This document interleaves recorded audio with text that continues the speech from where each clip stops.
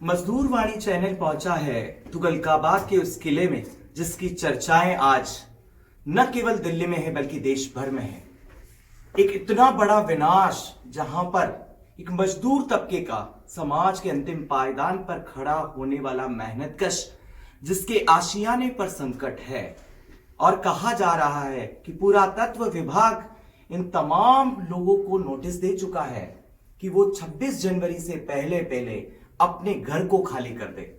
आखिर तुगलकाबाद के गांव में रहने वाले वो लोग जो सदियों से यहां पर बसे हुए हैं और धीरे धीरे धीरे लोग यहां पर बसते चले गए, पर पुरातत्व विभाग ने कभी किसी को रोका नहीं, कभी किसी को टोका नहीं। वो लोग जो कि गांव से शहरों में आए और शहरों को सुंदर सुंदर सजाया, शहरों का विकास किया और सही मायने में कहें तो नगर निर्माता, सिटी मेकर्स, शहर निर्माता आज एक ऐसी विपत्ति में फंसे हैं जिनके पास न शहर में अब घर करने को रहेगा न गांव में। आखिर बेदखली के बाद अब वो कहां जाएंगे?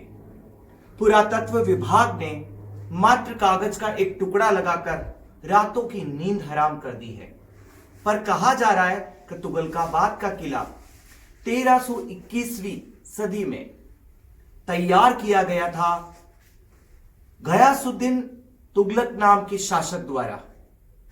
आज गयासुद्दीन तुगलक तो नहीं है और होते तो शायद उनके नैनों से नीर बरसता। किला किसके लिए बनाया जाता है? गांव किसके लिए बसाया जाता है? किले कहां पर होते थे और गांव कहां पर होते थे?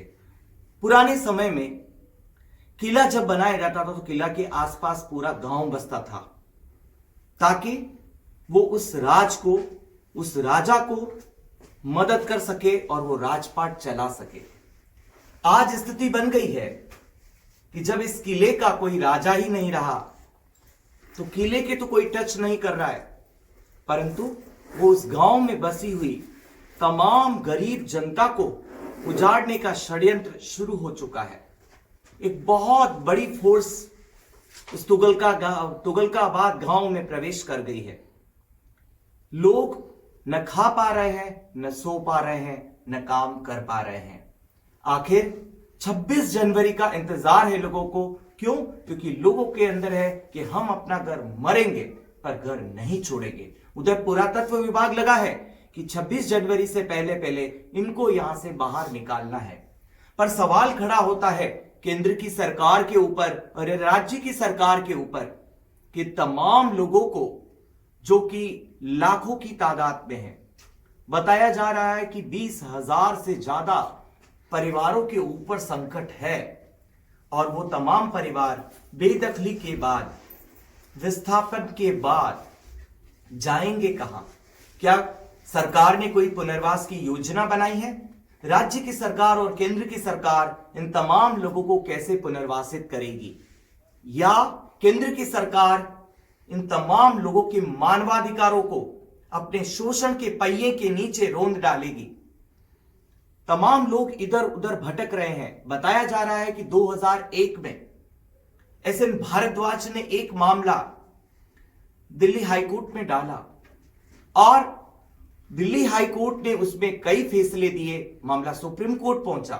सुप्रीम कोर्ट में कहा गया कि उन तमाम लोगों को वहां से बेदखल किया जाए जो इंक्रोचर है।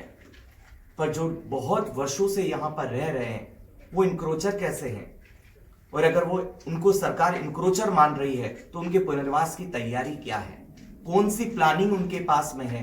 किसी प्रकार की कोई भी एक पन्ने की भी योजना सरकार के हाथ में नहीं है।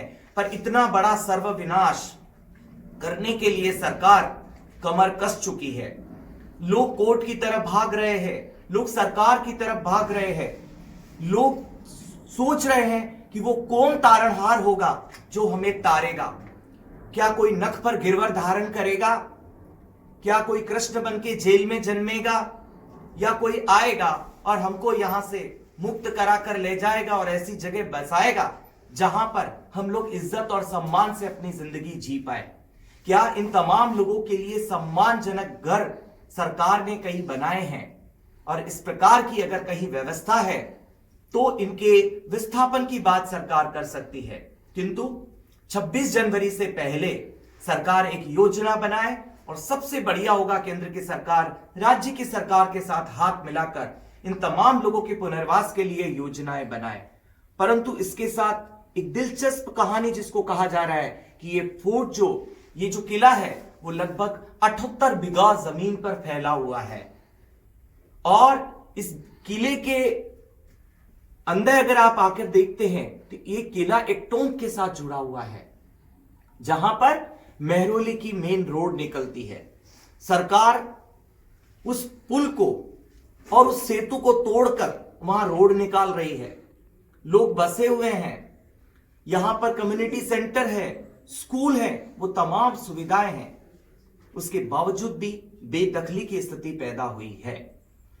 कोर्ट ने एक बात कहा है कि जिन लोगों के पास 1993 के डॉक्यूमेंट अवेलेबल हैं, जो उस समय में यहां पर निवास कर रहे थे, उन लोगों का पुनर्वास होगा।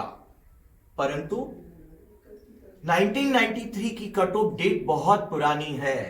आज 2023 तक जो लोग बसे हुए हैं उन तमाम लोगों के लिए पुनर्वास की योजनाएं बनाई जाए, उनको पहले सम्मानजनक पुनर्वास प्रदान किया जाए, उसके बाद कहीं ना कहीं विस्थापन की बात करे सरकार।